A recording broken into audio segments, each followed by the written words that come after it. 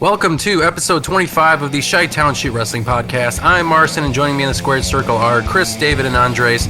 We're coming at you from the heart of the wrestling world, Chicago, Illinois, bringing you the latest news, hottest takes, and all things WWE and AEW. Don't forget, we want to hear from you. Send us your thoughts, questions, and wildest predictions to chitownshootpodcast@gmail.com, and we'll tackle your comments in the Chi-Town Shoot mailbag. Without further ado, let's go around and see how everyone's doing. Chris, David, how's that meme coin business going? Cool. This is not financial advice.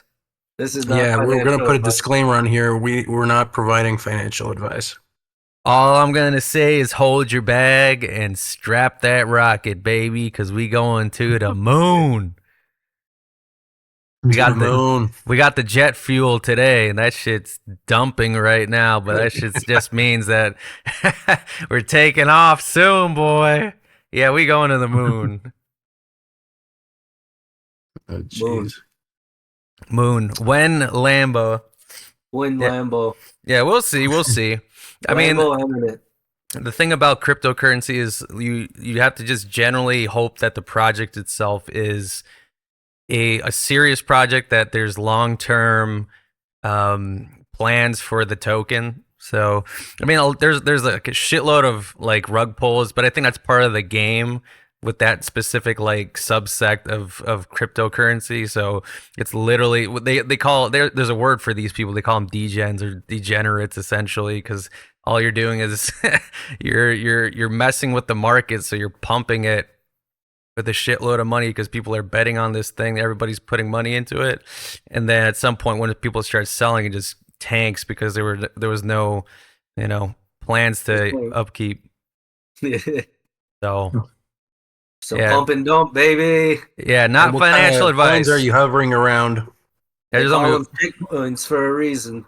shit coins. Yeah, I've got my money only in two currently, so we're betting on the one horse, and then the other one's a fun one for me. But Two yeah. real projects and the rest real stuff going on in the real crypto world. Yeah, like Bitcoin and Bonk, Doge, all the bit more what they call stable coins. Nice.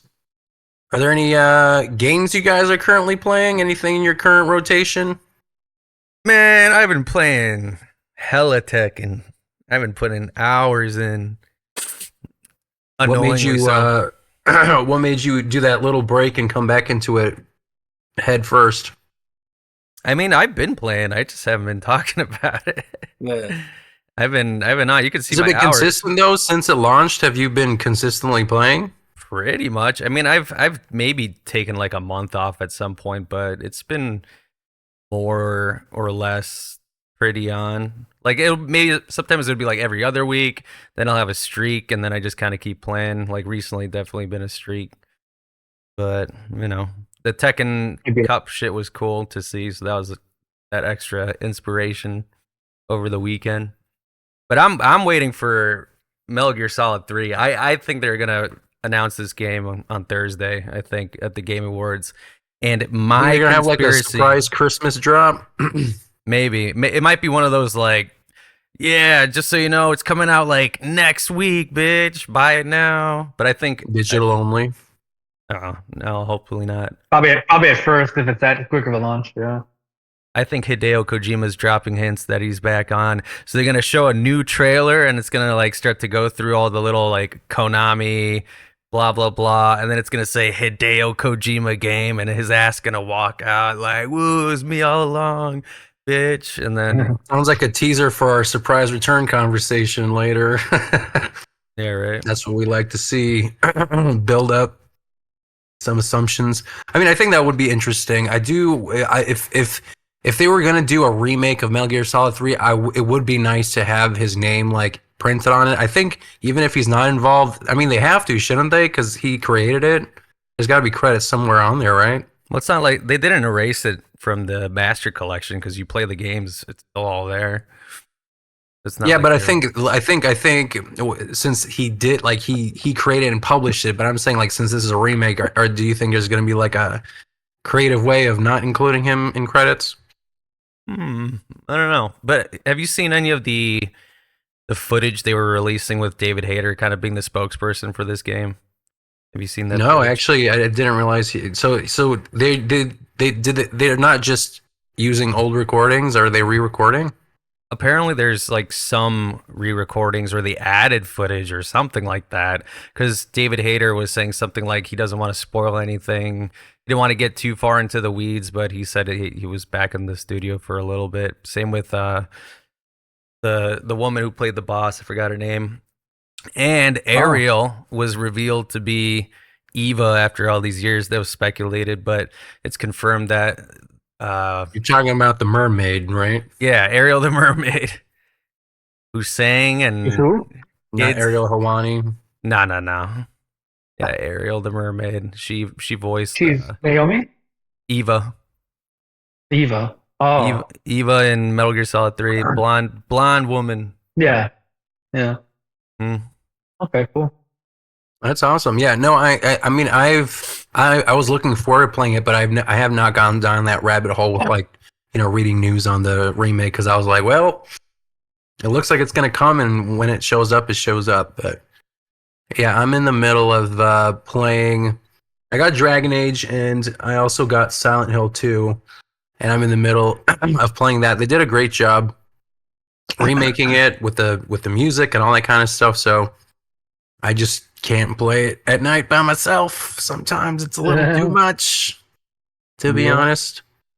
But they did a real good job recreating that game. Andres, what have you been up to? What are you playing? What are you doing? Oh, doing a whole lot of the same. I also picked up Silent Hill 2. I opened it, I installed it, and then I actually, for some reason, went to go play the original Resident Evil on the network that they just released. Got distracted. I did. I like completely forgot. I actually was playing. My roommate asked me too because he saw me playing it. And he's like, and then I actually have Silent Hill 2 like on my entertainment system.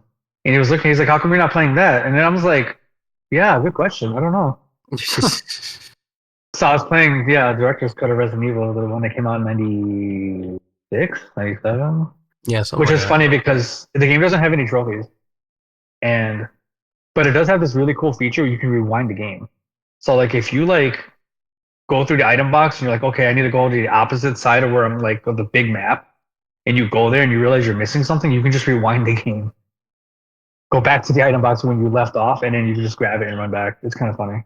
This is like a PS5, like they remaster or something that they uploaded. No, it's the direct port. Nice.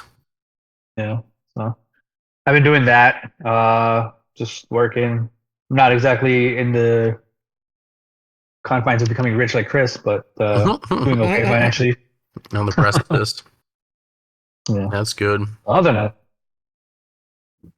Awesome. Well, we're also all going to an indie wrestling show, CSW, right? And that's happening this week.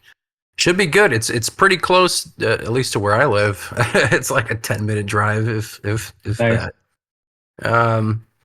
And Matt Cardona is going to be on the card, so that should be fun. I've never seen him in an indie setting before, and that's kind of been his bread and butter for the past, I don't even know how many years it's been, but At least a decade. No, I don't think it's been a decade. 4 years, 4 or 5 years. Yeah, because I think he stopped like 2018, 19, something like that, Yep. in the WWE. And then he went and did his own thing. Was it that late? I always thought that he left with like Punk and them, like around that time. 2014 now. He still had the Intercontinental title win, like Yep. a year or two later. The one where he lost the next day. Yep. So, yeah, should be good. I will enjoy that for sure. And then we also have got tickets to Freelance. They're having a show on December 21st. So that should be awesome. I got PTO. So that'll be fun. I mean, I think it's also on a Friday or Saturday or something. Right? It's on a Saturday.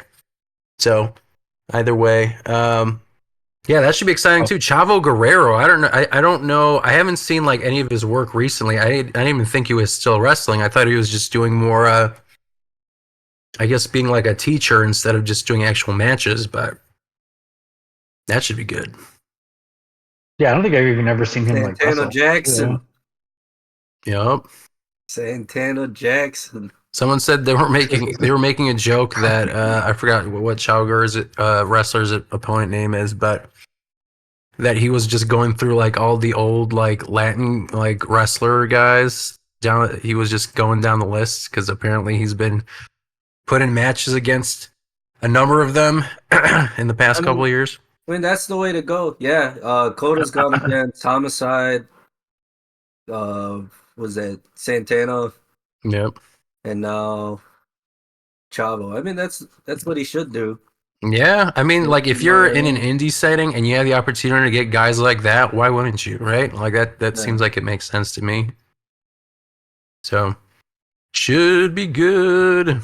We'll definitely take lots of pictures, record some video clips, and then we'll come back on the podcast and offer our thoughts and what we thought. But we can jump into the first segment. So, there has been some interesting updates according to the New Day and their storyline. So, for those of you who haven't been paying attention on Monday Night Raw, the New Day kind of had a celebration, and it looked like it was not what I was expecting. What happened, which I thought was great, because now I'm kind of curious to see where it's going, but. For those of you who have not been looking or watching, so they had a celebration to celebrate 10 years as a tag team group together. And basically, Kofi Kingston and Xavier Woods for quite a while, they've basically been kind of at odds with each other, getting upset, not being where they want to be in terms of their career, winning streaks and all that. And they had a really good backstage segment with each other, just arguing with each other. That felt pretty raw, if I gotta say. I feel like there's some kind of truth to what they were saying. Sorry, coughing. And they had this celebration this past 2 weeks. And they were basically, having the celebration, and then Big E comes out. And Big E, it's not like he's been completely off screen. He's been at the announcer booth basically before every pay-per-view. He's the guy who, talks about the matches with the rest of the crew, hypes them up. And he becomes, and for those of you who don't know, he broke his neck in 2022.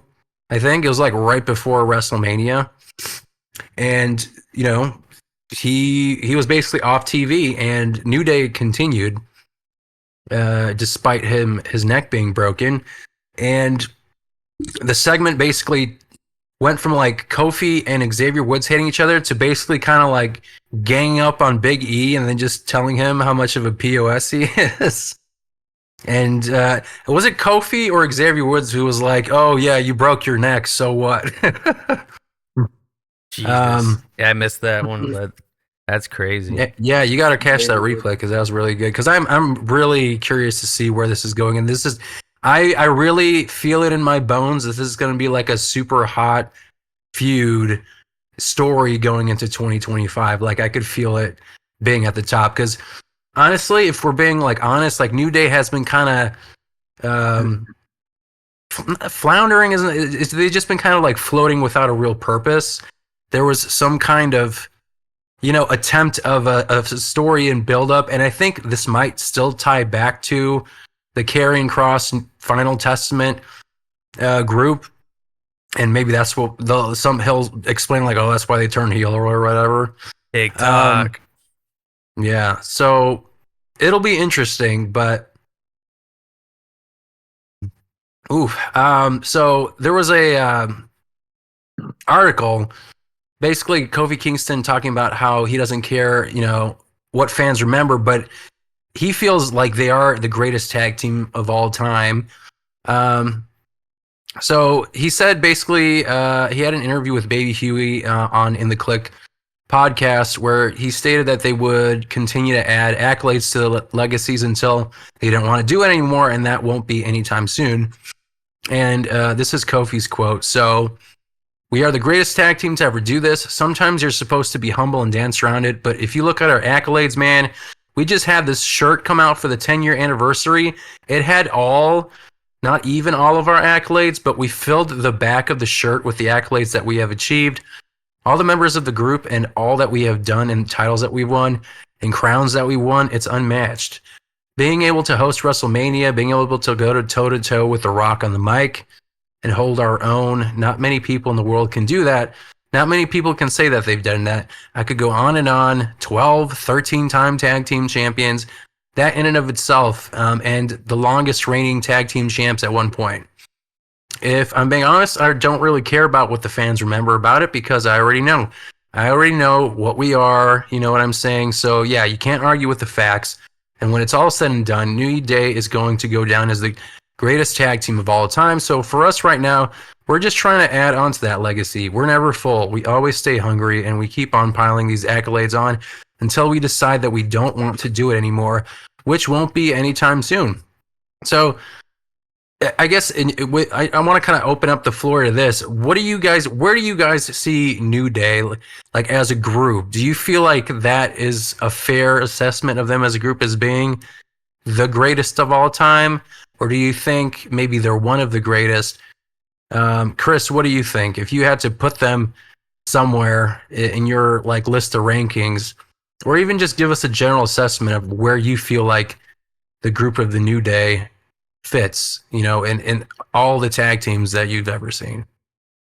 I mean, if I had to, if there was a top 50 list, I think they would be in the top 25. I think, because there's just so many damn tag teams that would most likely be in front of them. I think from like the modern era of wrestling, and more specifically on the tag team side. I mean, you got FTR, you got the Bucks, you got all these other tag teams. I feel that are more tag team like, because New Day was more of a faction rather than like they're just a tag team as far as like how they were billed. So, Biggie had his accident and then it was just them two. So then, they were a tag team, but I wouldn't put them in that conversation as far as like greatest of all time personally. They're definitely good. They're entertaining. They got good singles talent. Like Kofi was a champion. So, but as far as tag teams are concerned, I would say they're definitely not in the greatest of all time conversation. I think that's a hot take. David, what do you think? Top 10 tag team. Damn. I agree. Nah. What are your reasons? I agree with the faction thing. But so if the Usos are a top 10 tag team, the New Day have to be. Just because a lot of their programs were against each other. They kept the tag team division together for a long time. Like, that post Attitude Era to now tag teams, kind of. NXT had great tag teams, and then outside of WWE, there were a lot of great tag teams, but just to be able to hold it down for WWE. Yeah, I agree. I mean, I guess maybe because the era that they were kind of tag teams in, I don't think that there were that many. Like they looked like a group, and during that era, a lot of it felt like groups that were just kind of like bunched together for a little bit, and then they went their separate ways, and not many were like true tag teams. Like I felt like Sheamus was being, put in different tag teams or stables like for the past like 5 or 6 years when he was during that era. Shout out to the Bar though. I think that was a good tag team. With Cesaro. You thought the Bar was a good tag team? Oh, yeah. Okay. I mean, as far as they beat the New Day. The Bar. That's true. And that was like one of their one of their great matches. But I mean, the Bar, like, do you think anyone would remember if you said the Bar? Do you feel like if you said the New Day, like the Bar? Well, if we're talking of the era, You know what I mean? Because let's say Cesaro or Claudio Castagnoli was still in WWE. I mean, they might have been able to continue to move that specific tag team thing. I think them being put together, at least they made some level of effort to make them look like they were a tag team. So yeah, shout out to the bar. David, The bar, David. the liquor Andres, bar. Andres, do you have any thoughts on them? And where would Pretty you much put them? I definitely put them in top 10 because, like you said, that same era of wrestling, like you guys are saying, like, you know, the tag team division was being kind of carried by them and the Usos. And I mean, if you look at it too, like they're like the only thing still, like the Usos, still kind of going as a team. Are we Despite talking the all whole time thing though? with We're talking greatest of all time tag team champions. Oh yeah. If I actually had to sit I'm about to down make and, a like, list, actually right? yeah, we could do that. Yeah, I'm curious. I mean, I'm sure. Like, I would agree to top 10, but like, I feel like if I started to sit down and actually start to look at all the tag teams in front of me, they might be inching maybe just outside of the top 10. They might.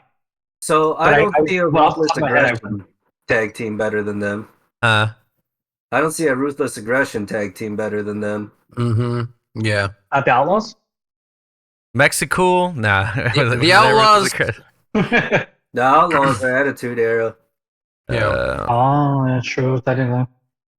We're talking like you know, Paul London and what was the other guy's name? Fired. No, Brian Kendrick. Brian Kendrick. Yeah, them. She put. No, they're not better than the New Day. Are you kidding me? The New Day have been around for a decade. Like, and again, like, let me say this: if you feel like you need to look these people up because you don't remember them, then I would not put them in the top 10 greatest tag. If you have to go and like, oh wait, let me double check, like, then obviously it hasn't left an impression on you. If we're talking of all time, I mean that means you can yeah. easily go into the 80s and pick out like 5 tag teams already, and go into the 90s. Think about it. Think about this They're way, better like, than the Rockers. yeah. We only like the Yeah. Rockers because of Shawn Michaels. That's Right, true. and you only associate the Rockers because he threw his partner through a fucking barbershop window. Like that. Thanks for the segue, bub. Bam. Yeah, that has nothing to do with them as a tag team. Like that looked like a footnote on Shawn Michaels' career. Rock and Sock Connection. But again, it's like they were friends, real and that's not a real tag team. You know, like they were DX. a good You won duo. the belts though. The Hardys. Yeah, Hardys? well, the Hardys are in there, but we're talking about top 10, so Hardys would be in the top. are we 10. are we exclusively only talking about WWE or any company of all time? I'd say for the relevance, just make it WWE. Well, is that what we mean? Is that the context? I was thinking all time, so Okay. I guess you could include. Then you can AEW, easily make WCW. that. You can Yeah. put I Motor don't City know. Machine Guns. You could put the Briscoes. Dudley You could Boyz. put Hardys, Dudley Boys, freaking.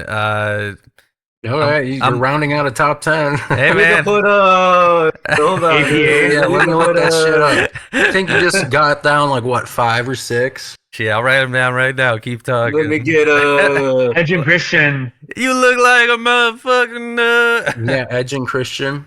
Mm-hmm. Yeah, I we mean got they all- all deserve to be in the top 10, but I think like you listed them all up, that might also I don't round know. out to like a top 10. I personally don't think they don't crack the top 10. They might be top 12 or 13 or something like that.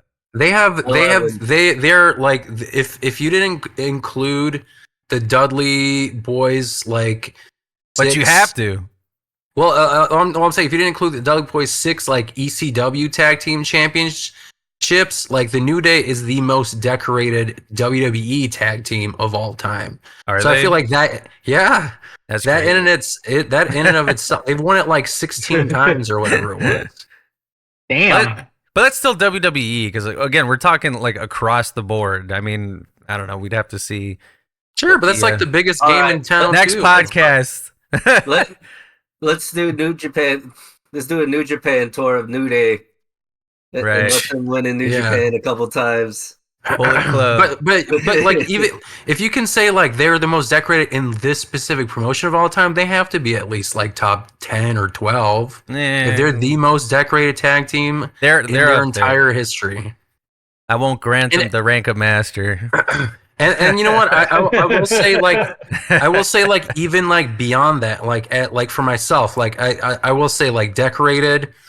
Kofi obviously won the belt. Big E won the belt. Xavier Woods, you know, King of the Ring. King of the Ring. I was gonna say someone made fun of his. Someone said Burger King crown. Oh man, they're like.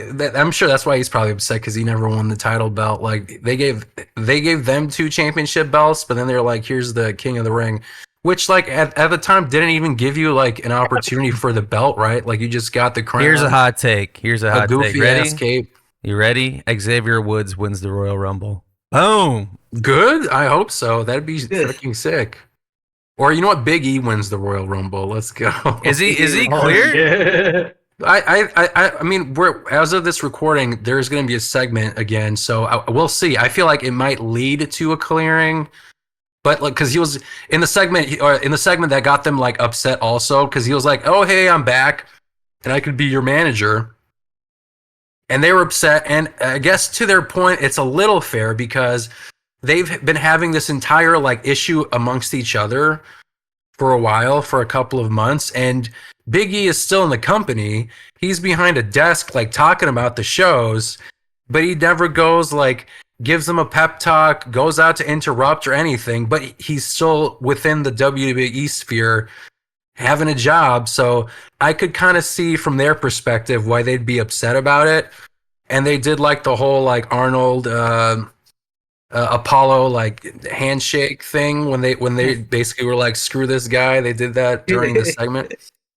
Xavier Woods and Kofi? And Kofi, yeah, because they're basically heels, I think, at this point. But I think they're going to do the Drew McIntyre, like, you know, tell me when I'm telling lies kind of thing, because they were technically right, but, I mean, you're obviously a heel. And, like, the way that they showed, like, you know, Big E, and he's like they zoomed in on his face. He's like, so this is it, guys? Like, it looked so heartbreaking. Like, oh, my God. Yeah, you gotta watch it. If anyone has been like kind of not paying attention because of the holidays and stuff, I feel like that is a segment that is like the top from the past 6 months for sure, 100%.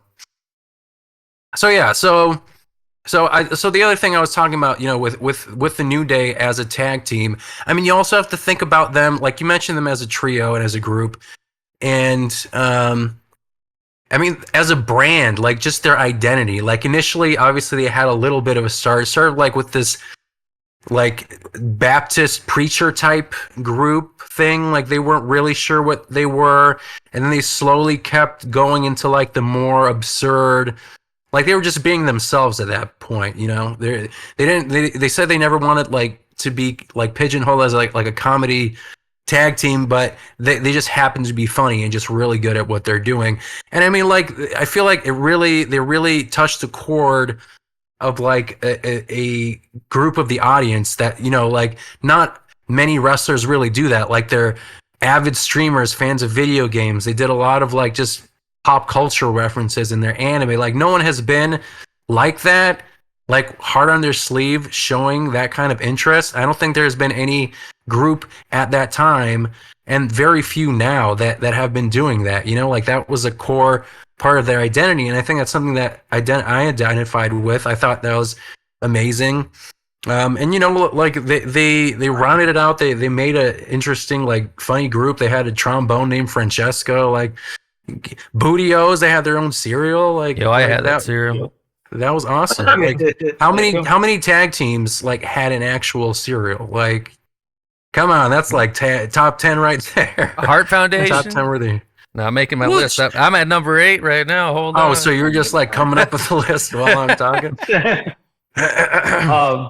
They're also big fighting game fans too. And actually, when I went to Evo a year and a half ago at Vegas, I ran into Xavier Woods, and he actually was really cool. I talked to him for a few minutes actually. Nice. He competed in Tekken. Yeah, I think when I went to E3, I think it was either 2018 or 2017. He was also recording stuff for, I think it was for Up Up Down Down. But he also like he had a showdown with Kenny Omega at E3. Right. I don't remember what it was for though. Might have been Street Fighter. Street Fighter 5. Yeah, I think it was Street Fighter. Yeah, you're right. But like that's insane. Like that kind of stuff. Like how many wrestlers do that? You know, like I think there's more of them now. Because I feel like Xavier Woods was one of those first people that really took advantage of his like YouTube channel.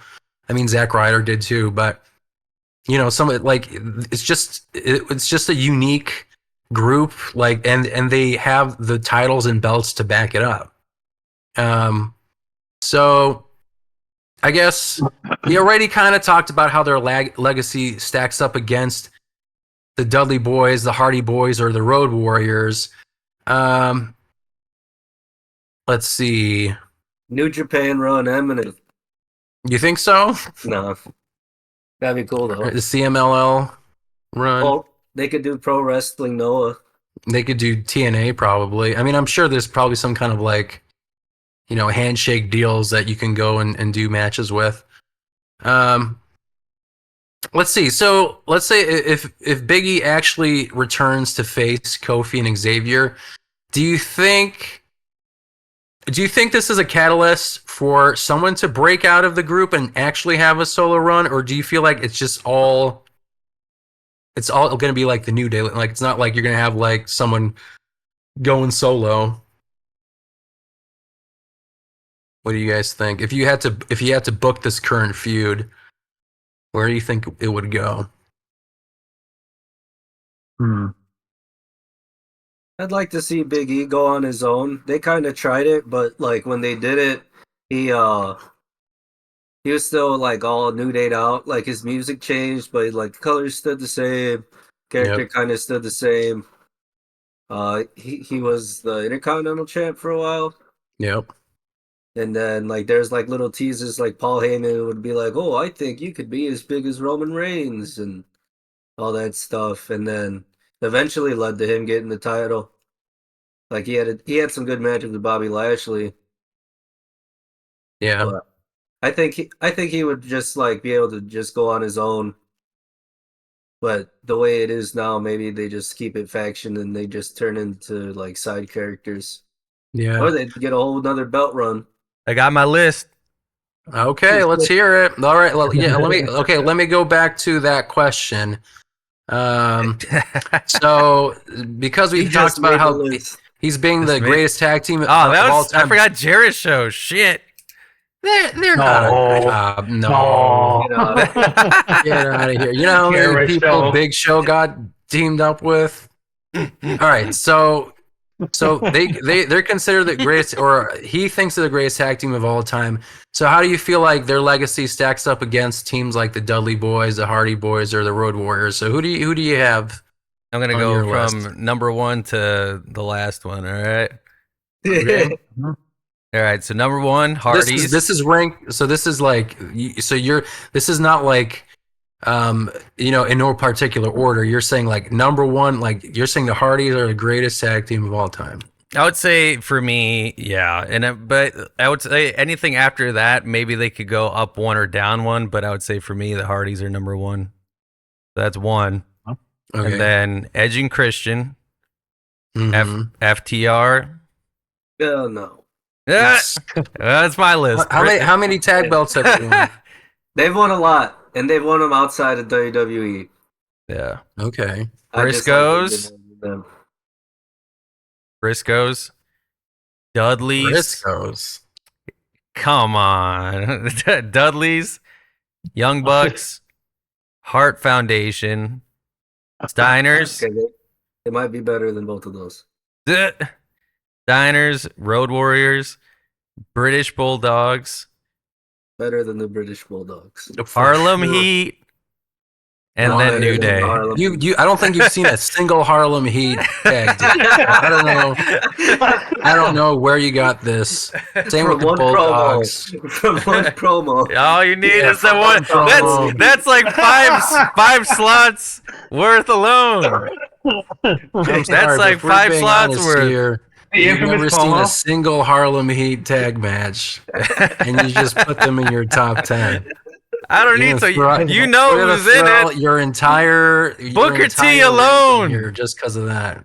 Booker T alone is worth that slot. Yeah, we're talking about tag teams, not like, oh yeah, only one person was good and made him a star. That's Well, why he's tag coming teams are for the amazing. gold, sucker.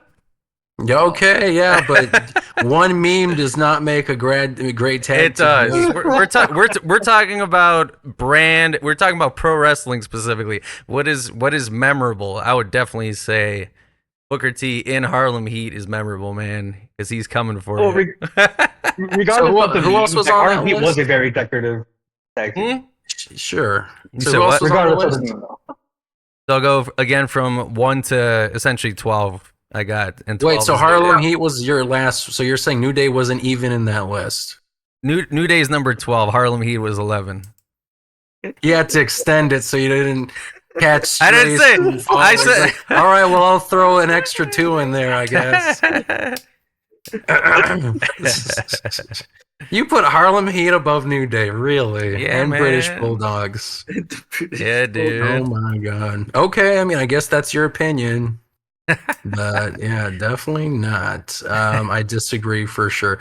Especially what I just said, like all their accolades. 2 of them won like the WWE Championship. They won it like I said. They're the second most decorated tag team behind the Dudley Boyz, and you're putting them at 12. That's still high because like I bet you there's like a top 100 list somewhere, and I would say 12 is respectable. Sure, I guess. You gotta remember Chris's admiration for the English wrestling team. Hey, So, okay. I mean, okay. What does that color anyone Aussie else's Open? perception? Huh? Aussie Open. The Aussie Open. Yeah. Aussie. Are you talking about the AEW show? No, the 2 dudes. Oh, was it Kyle geez. Fletcher and Mullet Man? Yeah. Yeah. So you think they're a top tag team of all Shit, time? Lucha Bros. Put them up there. Damn. Wait, you Anywho. didn't even have the New Age Outlaws on your list. Yeah, I was thinking New Age yeah. Outlaws. DX, I guess, if you want to, but I guess you were also saying that New Day's kind of a faction instead of a tag team, so I guess you would also apply that to like Yeah. Evolution and Well- DX. Yep. I'm talking pure It's tech. kind of hard, man. Well, It is kind of hard because Okay. like I feel like you would put like DX and Evolution up there too, like if you had to, rank them. We need Well, a trios title in WWE. Yep. I mean, that would solve the problem. But okay, well, New Day So- top trio ever. yeah. So the David or Andres, does that list of Chris's make you change your mind about them being in the top?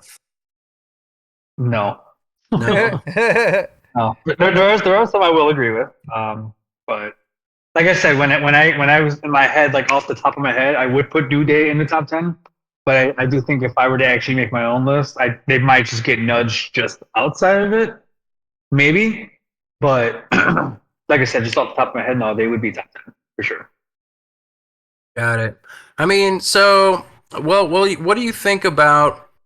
I guess where their where does their story go since they've been in the WWE for over a decade, and obviously I think this new feud is gonna push them towards a new horizon, or at least have them try something new. Where do you think they go from here? What do you think is gonna happen? New Japan. New Japan? No. Or the power of negativity, I think, with the help of Karrion Kross. I could see that instead of the power of positivity. Yeah. That'd be pretty fun. Because I mean they were a heel tag team, so it's not like they are unknown to being a heel group. I think their second run was second tag team run as a heels. And that was like their longest reigning. It might be the second longest reign of all time because I think it was like 484, and that beat the Usos Road had it. Warriors. Usos had it longer, right? Yeah. Yeah. So They I mean, they beat beat the Road Warrior streak. Like that's Oh, see, I would put Pretty Usos impressive. over New Day. Uh, Uso? Well, the Usos are yeah, I better. mean that's like another one that's like an actual tag team, and they were also in that era. Like New Day and the Usos were basically like almost like an infinite like feud that they would always put together too. Samoan Young Bucks. Yeah. Miz Less and Miz and flashes. Johnny Nitro, what were they called? Exactly, that's how good they were. Exactly. Yeah, the whatchamacallits. The Who's? It wasn't Miz and Johnny Nitro. It was Johnny Nitro and Joey Mercury. Is that what you're talking about? Oh, yeah. But Hey, he's even mixing them up. didn't Miz come in with? Then he named himself John Morrison. Didn't they tag team, or am I making that up? Yeah, Miz and Morrison was a thing too. Yeah, I guess it Eminem. was. Eminem was 2.0. Nitro. Yeah. Yeah, Eminem was Yeah. Mercury with Nitro. Melina. Yeah, Yeah, there you go. There's a Ruthless Aggression tag team for you. but I wouldn't put Better them than like New Day. they're not better than New Day. Deuce and Domino? Come on. They I think they survived like maybe 2007, and that was it. Like then they got like, you know, Just push the Outrunners. Let's Pushed end this out. conversation. Outrunners. yeah, that guy, is he supposed to be in his like 30s or whatever? He looks like Hogan's age. I mean, but that's kind of, I feel like that's kind of their gimmick, you know, like 80s Aged. wrestlers that look like yeah, he's like, actually I'm 25, but I look like I'm 56. That's a classic. But so anyway, going back to that question about like where I think the New Day is going, and then we can kind of wrap up and go into the role of surprise returns and debuts. But I don't think it will ever. And again, I might eat my own words like as they're recording Raw or whatever. But I feel like a lot of their successes has always still tied them together. You know, like if you think about like Kofi Kingston's like WWE Championship match, there has never been, at least I don't think, like a storyline where you're in a faction with your like two other buddies and they basically go in a gauntlet to win so you can win the WWE Championship. Like they had that kind of like story, and this was like kind of when we kind of stopped watching, but I rewatched some of their stuff. I mean, that like just that kind of stuff. Think about them as a group, you know, like their whole focus is like just being a unit and an actual unit. Like in pro wrestling, it's all about being kind of like your own individual person, and even in tag teams when they do like those inevitable breakups. But New Day is one of those unique groups where they are like unified, and it's like a genuine, you know, genuine tag team, genuine group that care about each other. And that whole Kofi Mania story just kind of like exemplifies that, where his two best friends like win matches so he could get a title shot at WrestleMania. Like that's awesome. And then he beats Daniel Bryan at WrestleMania for the belt. He actually made a comment because he was also vegan, and he said it was funny because it was like basically like, you know, a belt that was like supposed to be like, you know, saving the planet or whatever, and they were like, oh yeah, you're vegan too, but then you were like basically like, get this stupid belt out of here, let's get the bigger carbon footprint belt. And they were jokingly calling it like the global warming championship or whatever, because Kofi was like, well, I'm vegan too, I actually like that belt, but they were like, you know, you got to get that belt. But I mean, I think his run, I mean, it didn't last that long either, right? I think it just went through the summer, and then they fed him the got killed by Lesnar in like 30 seconds. On the debut of SmackDown on Fox. Yeah. So it was that year in 2019. So I think it was like October, which sucks. I mean, I guess he had it from April. So what is that, like 5 or 6 months or whatever, which is still pretty decent. I mean, they used to, throw that thing around like a hot potato during, you know, the Attitude Era. So he had a pretty decent run, but it just sucks for him and for Big E. I mean, and for Xavier, like he's never got it and they only had it once, but not many people could also say that they held the belt. So 2 of them already held it. That's pretty awesome too. That's why I would also, put them at the top, and they did it as a group still. They didn't branch off. They still did it as the New Day. I didn't realize this is Glaze the New Day episode. Well, this is offer your opinion on the New Day, and that's my opinion on the New Day. You offered your uneducated take, and I'll offer mine. That was pretty educated. Educated. Education. All right. Well, I think that's enough of that. We'll obviously, as it goes, we'll revisit this in the future. But I want to go to our main discussion about the role of surprise returns, debuts, and what our kind of favorite returns are or debuts. Again, what makes them tick? What do you, and because there's always a surprise return that sticks in someone's mind. So I think I want to start off by asking you guys, like, what is a return that you just vividly remember, or something that just really gave you goosebumps? Chris, I'll start with you. What's a return that just like, and it's like any promotion, like anything that just sticks out to your mind? Definitely CM Punk's return in AEW specifically. I think that was a debut, because that was the biggest time difference between him being gone and then coming back to wrestling. I think that was the biggest impact, because sure, he came back in Survivor Series and specifically to WWE, and that was like, oh, you'd never see that coming. But I think that just that giant gap of like essentially almost 10 years, it was like 7 or 8 years or whatever at that time where he debuted. Yeah, that I would say sticks out to me the most. Then I would probably say The Rock coming back for that specific cycle in 2011 or 10 or whenever that was. For him to Are you feud talking with about John when Cena. when he was like the host of WrestleMania? Yeah, that thing. And they're like, here's the host of WrestleMania, and it's like kind of obvious because they got the electricity going and all that. Yeah, it wasn't initially obvious when they were doing that, because there were like things that people were saying, like Justin Bieber and that kind of stuff. Like, it wasn't 100% certain even then who it was. So I would definitely say that as one of mine. Andres, what about you? What would you say sticks out to your mind the most for returns? Definitely Triple H's return.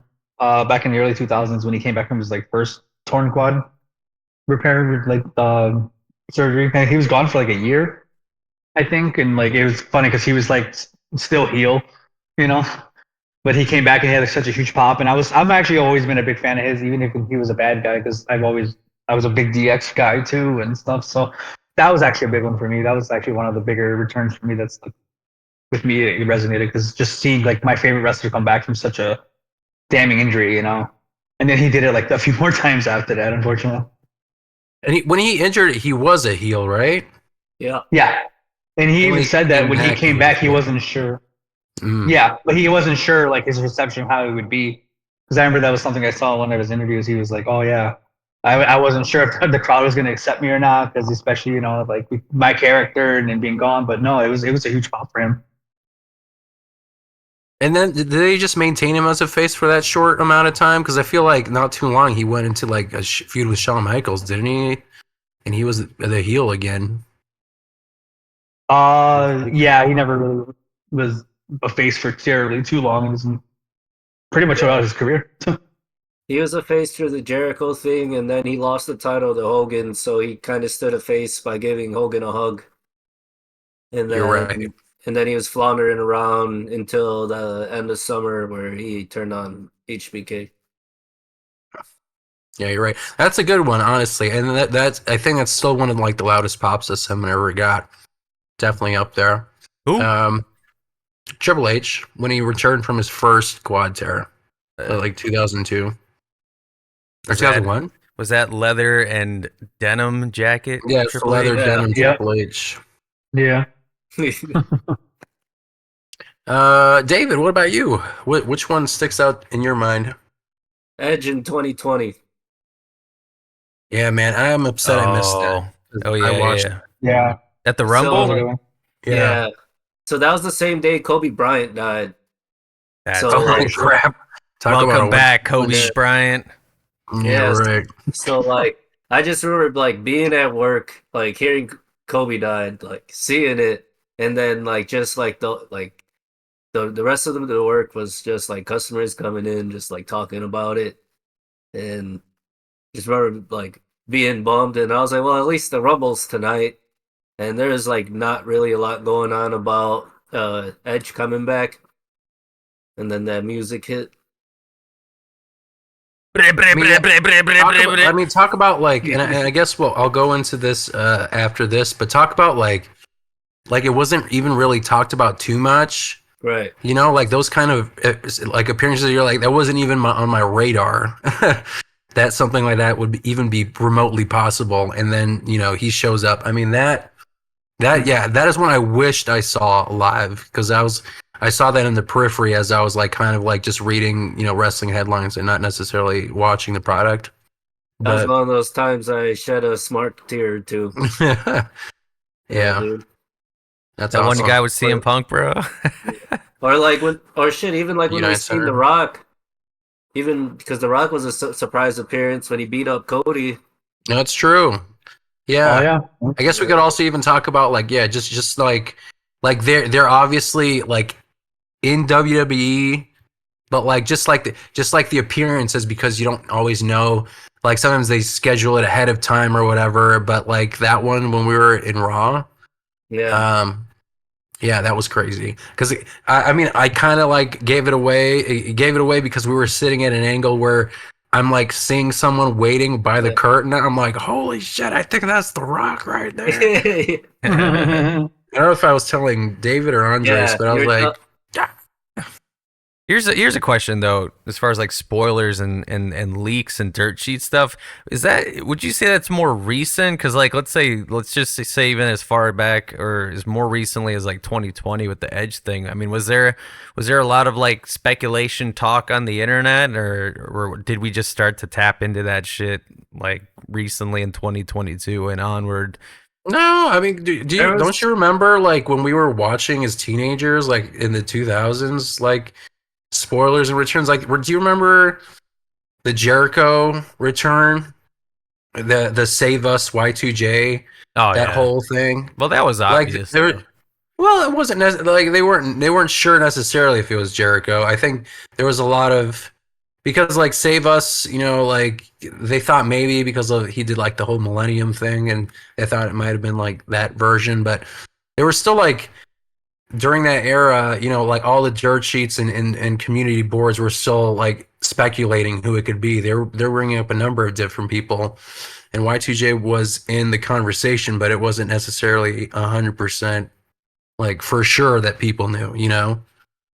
So I don't think it's, to answer your question, I don't think it's like a 2020s thing. I think it's been around since since at least Meltzer.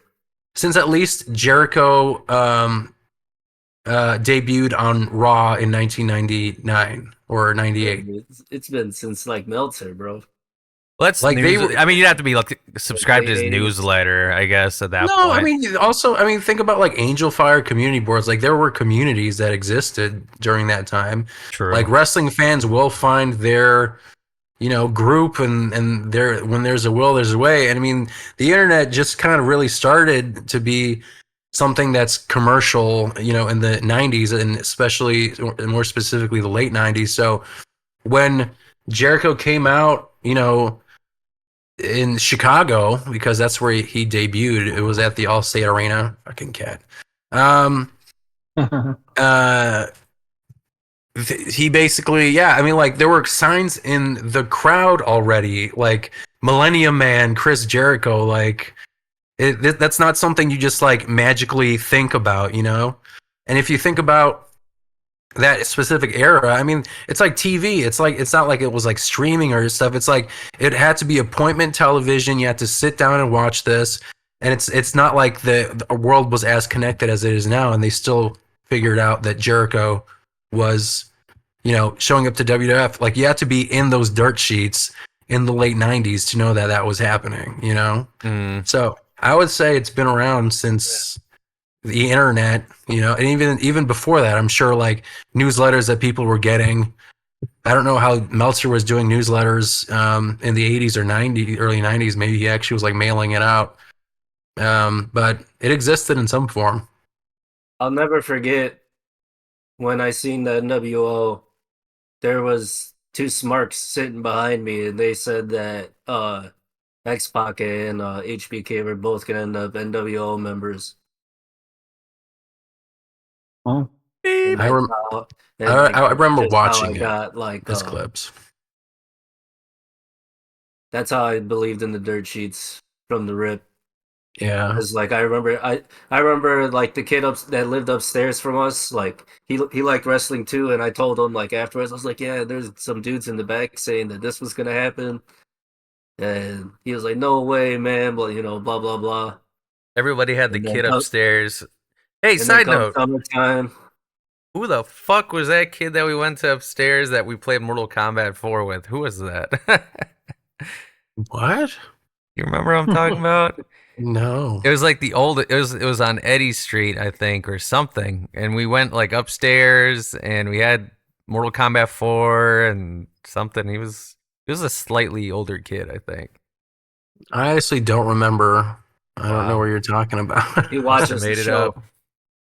It might have happened, but it must have not been a significant memory for me. Shots fired. So maybe we got to go down a list Luigi Mangione, bra bra bra. of things that you remember that I don't remember, and vice versa. But yeah, I think for me, for surprise returns, I mean, you already touched on The Rock. I think that was one of the bigger ones during like that, like the early 2010s, 2000s. The Y2J one was also pretty cool. You brought that up. I was actually also pretty hyped when Shane McMahon showed up. I don't know if that was like in the dirt sheets or if that was just a total surprise. I honestly don't remember. But that was another one that was like a genuine like surprise announcement that I enjoyed. But how do you feel, I guess, in the age of social media leaks? How much does the element of surprise, does it still matter? Do you feel like people just want to know immediately who's going to debut? Do you feel like people like surprises like that?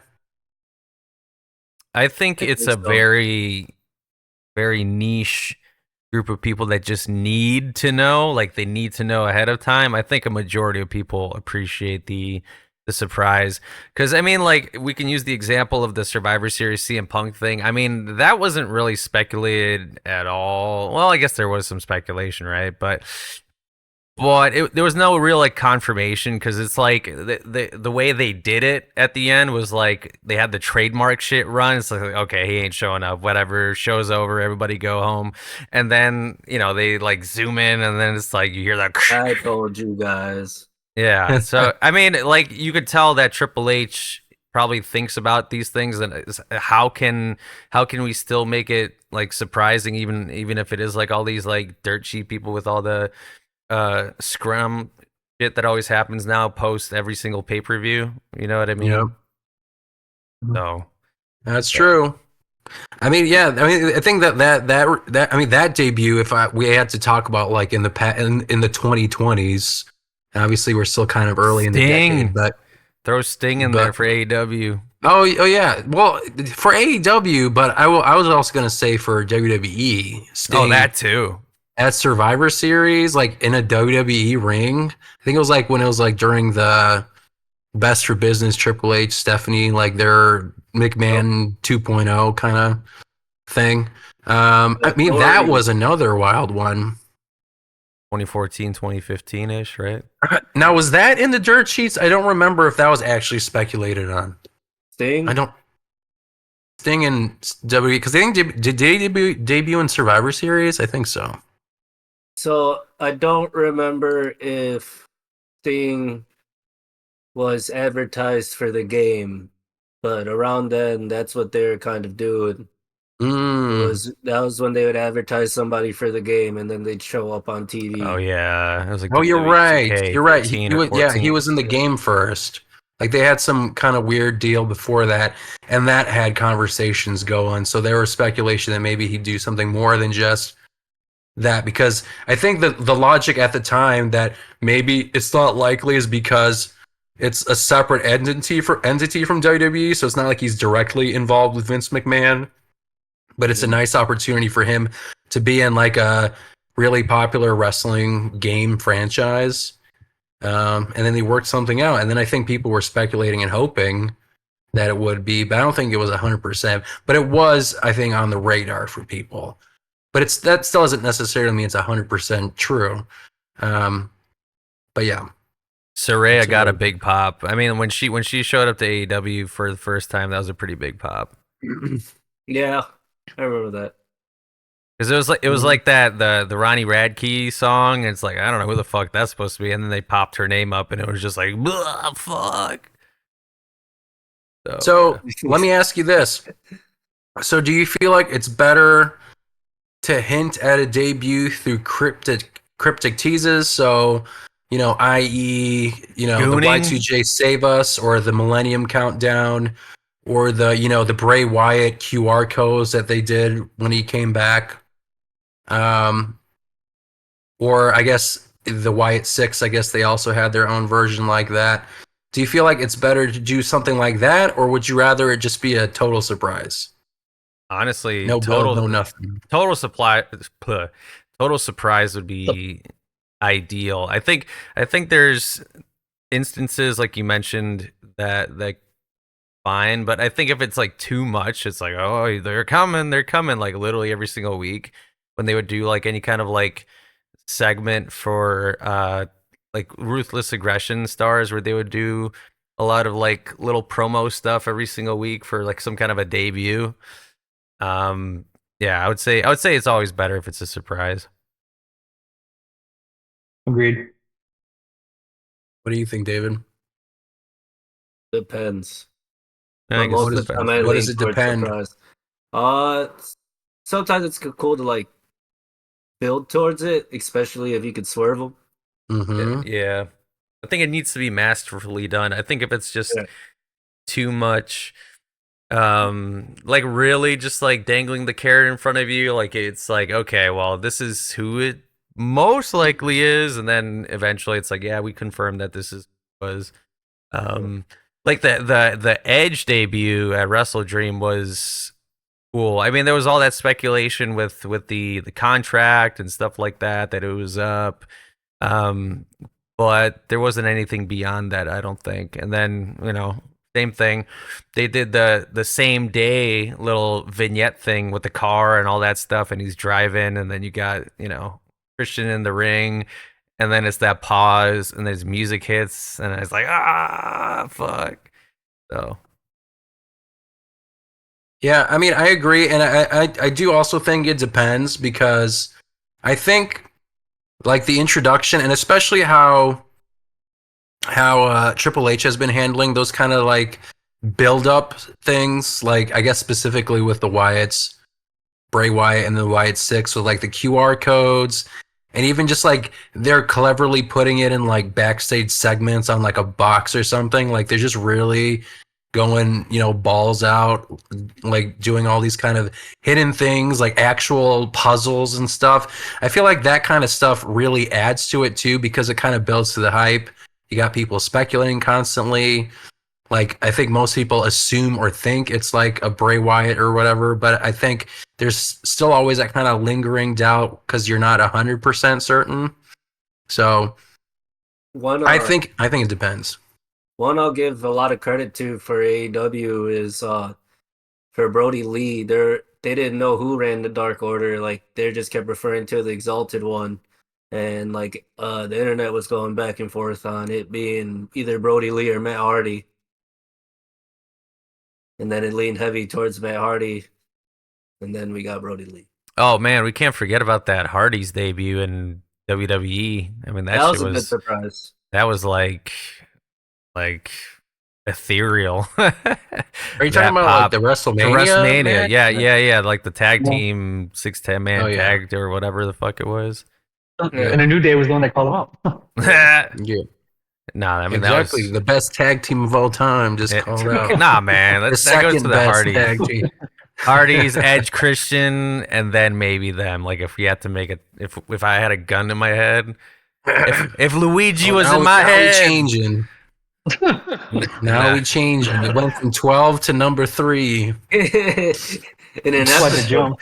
in an episode. Changed his mind in 20 minutes. flip flopping.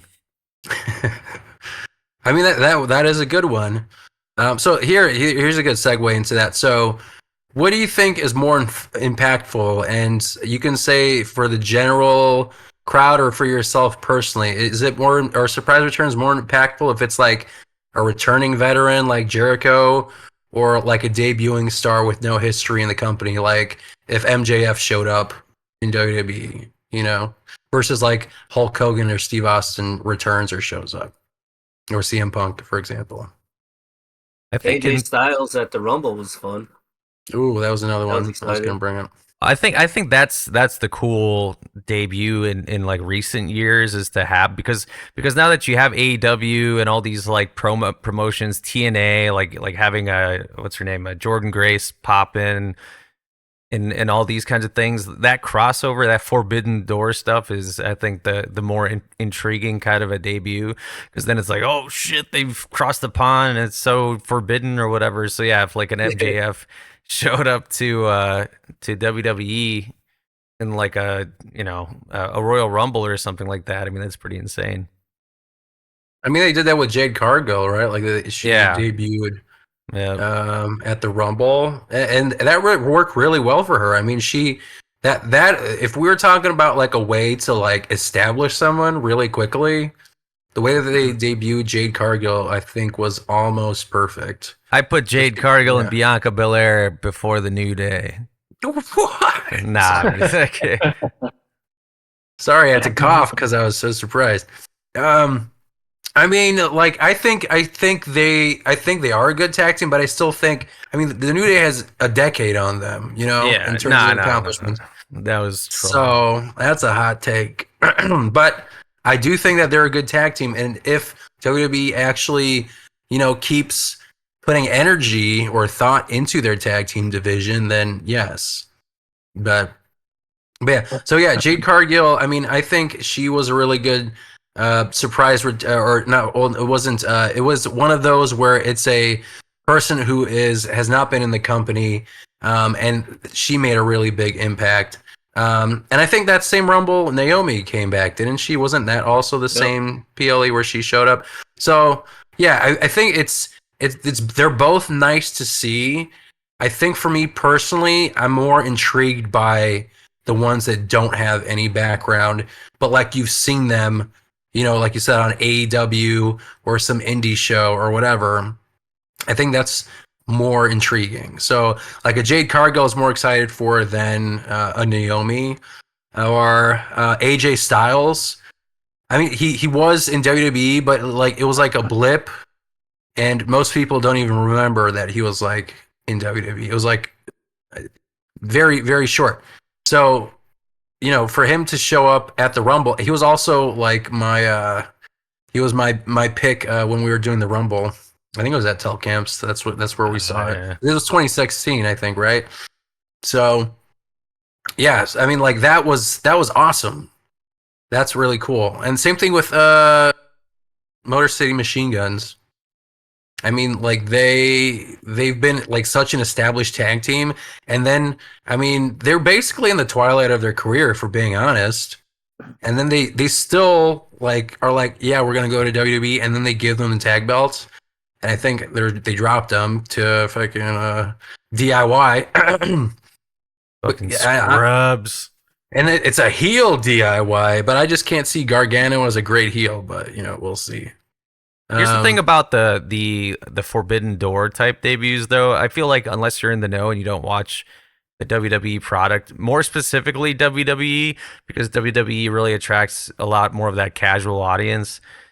the pops usually aren't as massive as they could be. I think it's just they're definitely feeding more of the hardcore internet wrestling kind of like people with that kind of stuff. But yeah, I would say the debuts aren't as hot as they can be. If it was like, let's say, a Stone Cold popping out or somebody like that, or the Hardys or something like that, at least within the WWE sphere, because like if they showed up on TNA or AEW, I feel like anything that's not necessarily WWE, you can kind of assume that those people are more of a hardcore wrestling fan because they're probably still watching WWE on top of all that. So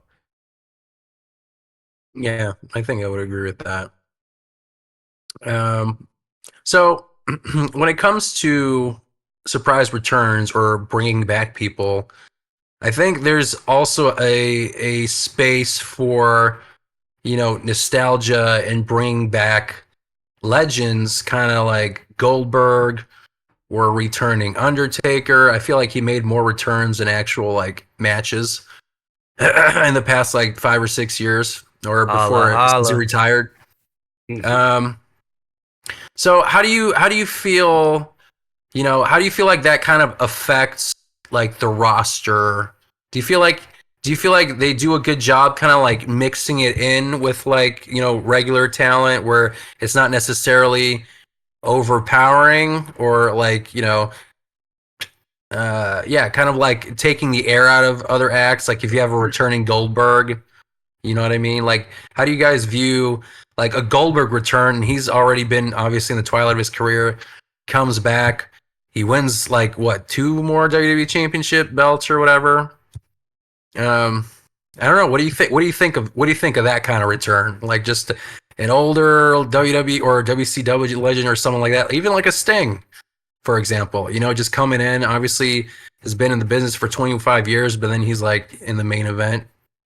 Do you care? It's politics, though. I think at that point it's a politics thing, like a personality thing, like how they specifically interact with the business itself. I think Goldberg's kind of self-serving. I would say Sting is not self-serving because he put over a guy like Darby, and kind of like he was definitely more of what a guy at his point in his career should be doing, is putting over younger talent. So yeah, whereas Goldberg's kind of just like, yeah, I'm Goldberg and I'm going to do the Goldberg thing, put the belt on me, give me my couple $1 million, go home kind of a deal. My Saudi money. Yeah. Give me that Saudi bag, bro. Give me that toad. So yeah, I think it comes down to the individual and the politics of it, and kind of like where that kind of goes. I think that's what it comes down to with older talent that's kind of like established, like a Hogan or somebody like that. But Sting's a good example of being kind of from that same era, but not as self-serving as somebody like a Goldberg or a Hulk Hogan, where his ego is like maniacal. You know what I mean? Bret Hart over here. Fucking Bret Hart, yeah. Bill Goldberg. Bret Hart, is that you? Fuck Bill Goldberg, bro. Hey, fuck David, you Goldberg. have to, when you're editing this video, to just like slowly have pink shades just fall on Chris's face as he's talking about Bill Goldberg. That'd be good. With his book behind him. So I mean, what do you think about, like, we're talking about like nostalgia acts, and I feel like it kind of did that for us to a certain degree when we were younger, where it's like you had like a returning person who made like a cameo, like, I don't know, the IRS or the IRA or whatever, or the IRA. Irish, right? Or what is it? The Irish Republic something? Well, it was like, it was that army. No, I'm not talking about the faction in Northern Ireland. I'm talking about the IRS. Like like those people, like obviously somewhat you have a genuine like pop for people like that. Do you feel like are there like wrestlers that we deem to be like gods that you feel like when they debut now they feel more like I don't know, second coming like, of Christ? Well, yeah, but like for younger people, like it probably. Do you feel like it's as big of an impact? Like if we experience like I don't know, like what about like say CM Punk? I mean, I guess he's a different kind of story, but he was like, I don't know, at the peak 10 years ago, and then he comes back 10 years later. I'm talking about like for teenagers, like, do they give a shit? I don't know. John Cena. I guess it's, I mean, yeah, like John Cena. Like I'm trying to think, like, if you have like a teenager right now, like someone who's 18, early 20s, do you feel like they are as invested in people like that? You know what I mean? I feel like, yeah. What do you think, David? I don't think so. You don't think so? So at work, there's a 20-year-old kid that likes wrestling, but he thinks LA Knight's annoying. Okay. It doesn't connect to him. You know what? Yeah, speak to me on that. So, like, do you talk wrestling with him a lot? Yeah. Like, so, you said he's 20? Yeah. Who does he like in the current? I'm over here saying he doesn't like LA Knight, and I would just keep saying, yeah. Yeah. Yeah. So who does he like in the current like landscape? As he said, Bloodline. Oh well, 2.0 Bloodline. CM Punk. Oh, he does like CM Punk. Yeah, but I think he likes CM Punk off the hype. I don't. Think He's like, yeah, that guy CM Punk, he's cool or something. Like he's from Chicago. I'm from Chicago. Yeah. Like, I feel like, I think that also affects, like, it depends on what 20-year-old you ask a 20-year-old who's like in the Chicagoland area, then he'll probably say he likes CM Punk.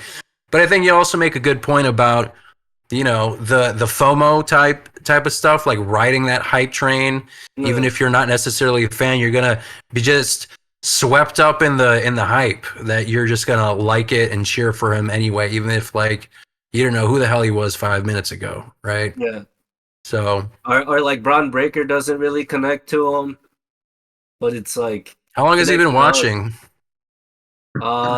Since Shield. Really? So like 10 years ago. Yeah. Yeah. Most Dude, he was like a 10-year-old then, right? At that point. Yeah. Jesus, that's so crazy Maybe to think about, bro. More like nine or 10. That's crazy. Yeah, so okay, so here you go. So I guess like because Undertaker has been kind of like coming and going. Like if he sees like an Undertaker return, like did he get the same kind of feeling for like Undertaker? Do you know, like, or even Goldberg? Like let's say Goldberg, like what he has no. Goldberg.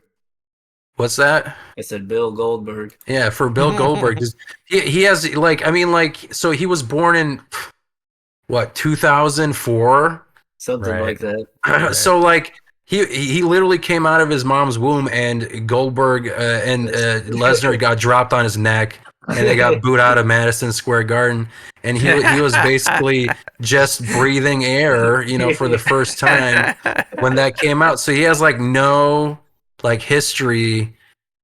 He doesn't even know what a WCW is. Yeah, he doesn't. What's a WCW? That's exactly. So, I so like, has he said anything about like the Goldberg run? Have you ever talked about like that before?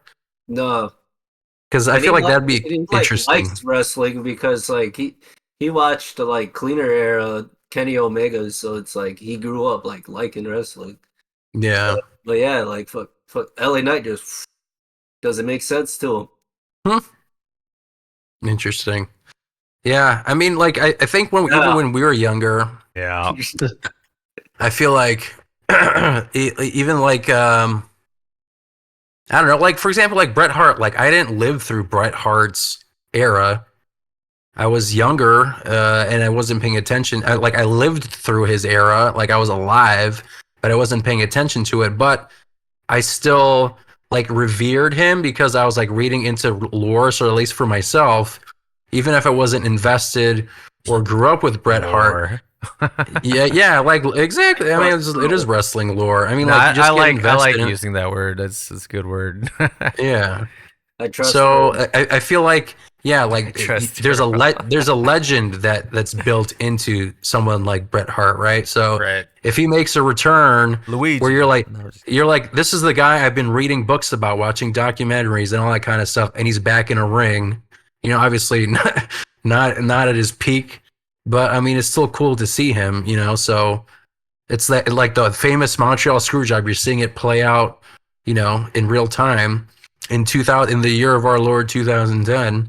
I mean, that's wild. So again, I think it depends, but I just think it's fascinating to see like people that we think are amazing, like kids. I mean, kids, they're in their 20s who are like never even like heard of them or care for like people that we think are amazing. Like he's never actively seen Stone Cold. Right, exactly. Damn. I mean, I guess minus the Kevin Owens match, right? Yeah. Or, well, no, he would have been like what, 3 when it was the McMahon versus Trump match. He was born in 2004.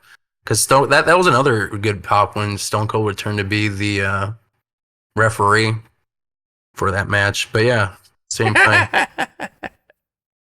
Oh my god, what are you showing on there? Something that'll get us demonetized and banned? I think it's it's the Swedish Chef, and it says "You mama, your last Mia." Yeah, I saw that before. Oh man. So let's see. I'm trying to think what else I can talk about here. Do you think that if we're looking at AEW and WWE in their approach to surprise returns or debuts, do you think there's a difference in their approach? I don't know if there is. You're saying AEW versus WWE? Yeah. Do you think there's a difference in their approach to like surprise debuts? I think WWE's or AEW seems to really bank on really big debuts. I mean it's an entire meme. The whole all elite thing is very AEW meme as far as like somebody from a different promotion perhaps showing up to AEW. So it's kind of baked into it, I feel. Into the DNA of what AEW is. So you never know who's going to be all elite. Here's a question. Do you feel like there may have been an over reliance on it? You know what I mean? I don't know why. This is my perception. I could just be completely making it up, but it feels like W or AEW, like their returns, it just kind of feels like that's kind of like their bread and butter. Like, oh, we got Okada, we got Ospreay, we got Mercedes. Like, I don't know. It feels like they've been kind of like relying on these kind of like big returns and signings. And I guess I could say the same thing for WWE with Jade Cargill, but I don't feel like they needed them to be there.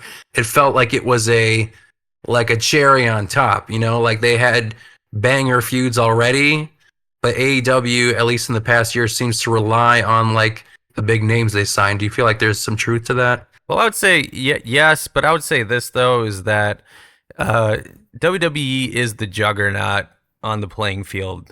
So it from a business standpoint, if you're trying to create some level of hype and you have the capital to do so, yeah, you're gonna bring somebody in like Mercedes, perhaps way overpriced. Maybe hindsight, you'd probably want to pay her a little less, but having the potential of having somebody like that on your roster is a huge thing for somebody who's considered the Pepsi to Coke, right? So I think for AEW as a business standpoint, it makes total sense to try to bring in these very recognizable names like an Adam Copeland, Edge, or a Saraya, especially or a CM Punk at one point. You know what I mean? Because it generates some level of hype to at least momentarily, and then hopefully they can keep some of that audience. But it makes sense for AEW. Compared to WWE, who is the juggernaut, who's the brand name, who's the Kleenex or whatever you want to call it, of the industry. How much do you feel like a surprise, or not even a surprise, a debut? Like how much of that, let's say how like a surprise debut how much of that is powered by the debut itself, versus like, because like I guess what I'm trying to say is like you can have a debut and there's a bunch of hype for the first month, but then it could also fall off the rails and kind of lose steam like that. It loses its luster once, like I feel like if I'm honest, I feel like Okada kind of has that feeling for himself because in my opinion, there was like this interesting story with the Elite, and then it just kind of really went nowhere, in my opinion. So like, and they had like this whole like 1, 2, 3 punch of like Mercedes, Okada, Osprey, and something about it just kind of made it lose steam. So do you feel like when you pair a surprise debut, I mean, how much of that of a good storyline or planning, I guess, is important when you're building someone up or hyping someone up to come back? Because would you agree that it can only take a character so far in a surprise debut? For sure. Yeah. I don't know if anybody else wants to weigh in before I do. Go ahead. No, I agree. 'Cause, like, to your point too, like you said, Marcin, like the 1, 2, 3, like yeah, they're all there, they're doing their thing, but I don't know. It doesn't seem like AEW's really, at least as of lately, has really been bringing in like the reception to what they're expecting, I guess. Because you see the memes about the arenas and how they sell out and stuff, and how they're not selling out, I should say, the ratings and stuff. I don't know. I think maybe they were just more relying on just getting them in right away, and then when they got them, it's like okay, they did some cool stuff with them, and then now it's like, where are they going with this? Yeah, I mean So, that's kind of what I was more or less gonna say is there needs to be a plan at least like a couple months out as far as where their character is going to go within the storyline or whatever it is, because I mean I'd be curious to see and to know what the creative process is when they're actually talking about contracts and stuff like that. Like where's your character going to go? It might be as simple as like, well, we're going to put the belt on you in like a month or two, and then maybe all that in between stuff is kind of like more, I don't know. It really depends on Tony Khan's writing process, and is it a day of, is it a South Park thing where they literally write an episode within the week of airing the episode or whatever, or is there like an entire structure months out where this is going to happen. So I mean that's what it ultimately comes down to. But from an optics standpoint, yeah, I mean it's definitely what you see on TV as far as just like, okay, well, Okada seemed like a big deal. They were doing the elite thing, and now he's just kind of floating around. He is Continental champ, so I mean he's got that going for him. So it really comes down to what happens at World's End for him. But yeah, I digress. Good points. So, let me ask this, and I honestly can't think of one, but maybe you guys can. Um, what has there been like a debut that just didn't work? Like it was poorly handled. Either it was like a bad creative direction, or it was just timing, and it kind of like ruined the wrestler's momentum. I mean, I guess we kind of talked about Okada and stuff, but because their momentum kind of, I thought, stopped. But like, can you guys think of anyone like, and it doesn't have to be AEW, it could be WWE, like anyone that just had a debut and then it just became like a stinker, or not as hyped up as it should have been. like the debut was hype, but then after that, it just derailed really quick.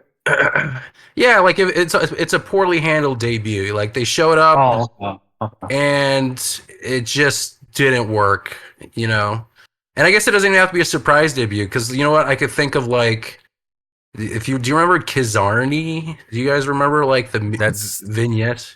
literally who I was just thinking. Yeah. Yeah. So like he was like what, early 2007? Like they were doing these vignettes, and then he comes out and There was a few nothing. guys that were kind of doing Wet that. fart. Rosebuds, that dude. I mean, he was kind of there for a bit, but he was more. It seemed like he was more comic relief. You know what I Oh, mean? Rose. Yeah. Adam Rose, you said. Yeah. Mhm. Yeah, what's his name? What? Like exactly. I mean, he was kind of there, but nothing came of him. But there were a lot of vignettes with that guy. Or what was the Indian dude's name? He had like a bunch of vignettes. Was it Veer Veer Mahan? Yeah, Yeah. yes, and yeah. Veer. Yep, him. The jizz face, the permanent jizz face. Omos. Yes, Where's Omos? Is he that's gone? true. I think he's working with like on the kind of like in the office side type. Yeah, I mean, it just seems like all the Vince McMahon. I mean, there's probably a whole laundry list. I mean, you look at the '90s of like throwaway gimmicks. You know what I mean? Honestly, you might Mhm. even, and I guess I don't want to speak ill of the dead, but Bray Wyatt like had a return, and it did kind of like have this, they hit a brick wall basically with him after the LA Knight like glow in the dark Mountain Dew black match or whatever it was at Royal Rumble. Oh yeah, because it was like, is he gonna go against like Lashley or Brock? Right, exactly. And then I guess it just felt like they weren't sure where to go with it. They had the whole Uncle Howdy introduction, and yeah, I mean, he was at the top and just kind of like with his top hat and laughing or whatever. But it kind of felt like they were spinning their wheels right there, even though he just debuted at Extreme Rules that October. I So he think was that only was there for like three. too though. What's that? I think that's when he got sick. You're right.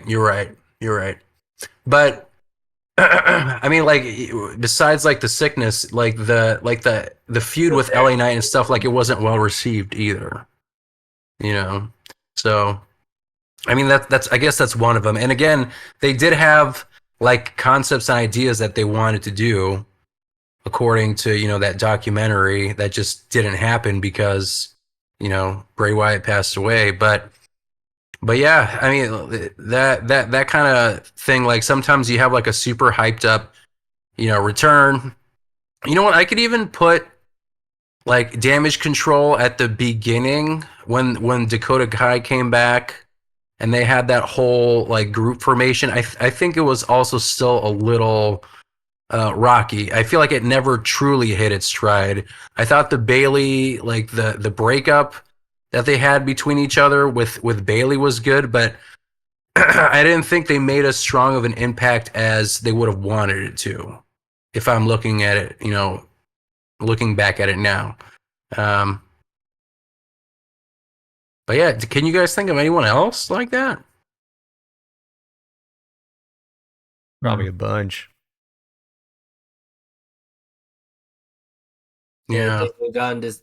I think we've been dealing with good writing and kind of got desensitized from all the years of bad writing that it's like all just one big blur. That's true. We're like, man, we're just kind of spoiled for good Yeah, content we're now. too good right now. I mean, like even just to throw like Bryan Danielson for an AEW debut. I mean, that was probably one of the best runs of a AEW wrestler. As far as like a debut and then living up more or less to the hype, and then having a pretty good run for on the AEW side. I would say would go to Bryan Danielson. Cody's had a nice return. That's true. That's another good one. I mean, that was another one where it was like, well, it seems like he's going to show up because he resigned like a month and a half before WrestleMania season.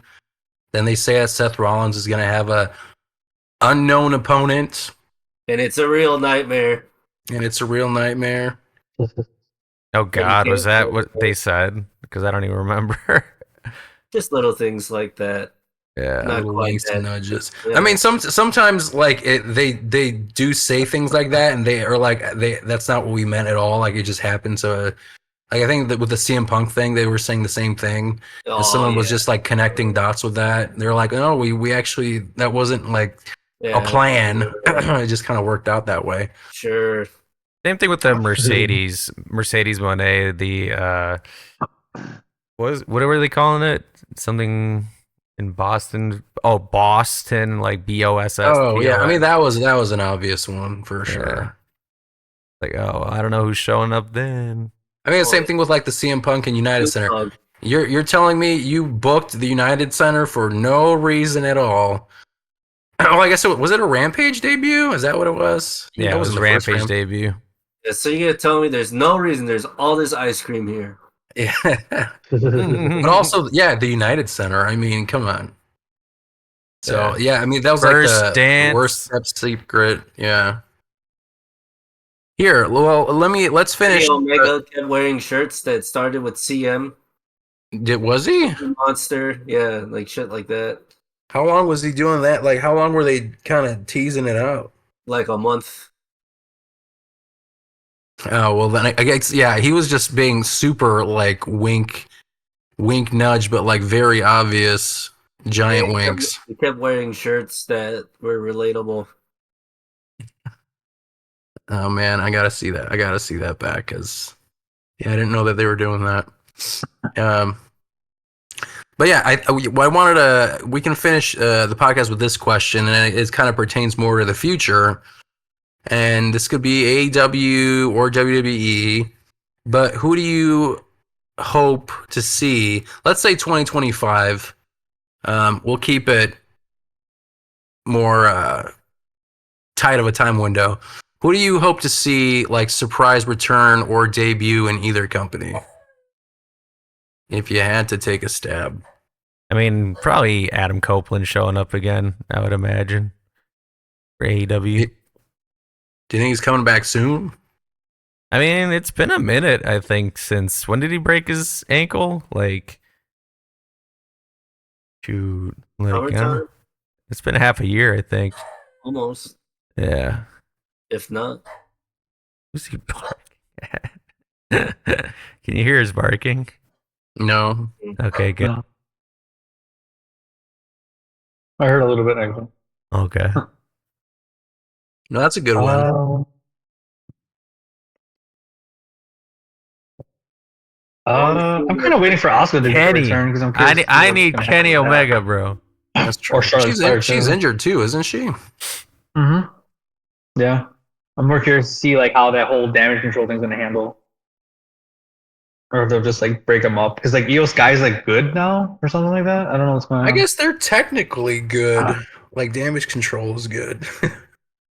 Yeah, but it's just like it just happened, you know? It's like what happened? Yeah. Yeah, that one needs some explaining to do. I'm trying to think because they got the Motor City Machine Guns. I'm trying to think maybe like a Jordan Grace actually coming to the WWE instead of just being a TNA person and then showing up. You know, I think that'd be a good one. Stephanie Vaquer and Julia. I mean those are really big ones just recently. So I'm hoping to see more women wrestlers too to just make the jump. Speaking of, I mean, I will forever manifest an AJ Lee return debut. I feel like it's got to happen. It's got to happen at the Rumble. I don't know why. I just have a feeling. And I guess I said that last year, but I think because CM Punk just debuted, I was like, there's no way. She probably needs to see how it goes. And he's been kind of saying that she's been a little more like curious or invested in like his, you know, how he's doing and that kind of stuff. So I hope his enthusiasm for WWE kind of rubs off on her. I think she had a better relationship and leaving the company. She left on better terms than he did. So I hope she comes back because that's one of the few like women wrestlers who like were at that ass end of the Divas era, and she didn't necessarily, you know, go through that women's revolution, whatever you want to call it. Like she felt like a catalyst, but she didn't, you know, enjoy the fruits of her labor, I guess, if you want to kind of put it that way. She has like all these people that just debuted after she left. 'Cause I think she left in what, 2015? Yeah.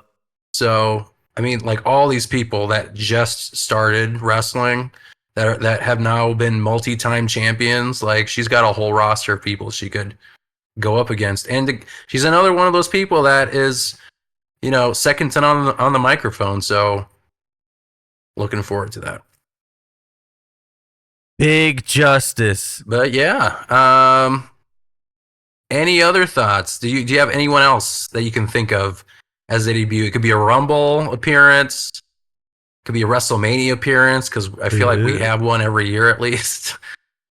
Penta and Ray Phoenix will end up somewhere else, it seems like. So Penta's already did he sign with the WWE? That's what they're saying.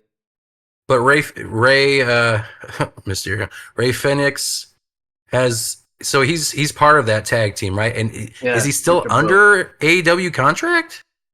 We don't know. Because he's the one who's been kind of complaining about his injuries and things, and apparently they weren't listening to him. That doesn't seem. Lucha Bros also up there. Yeah. The tag team.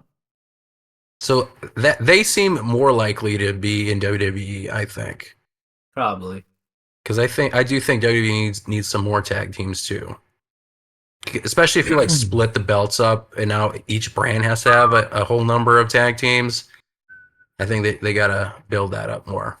So that's a good one.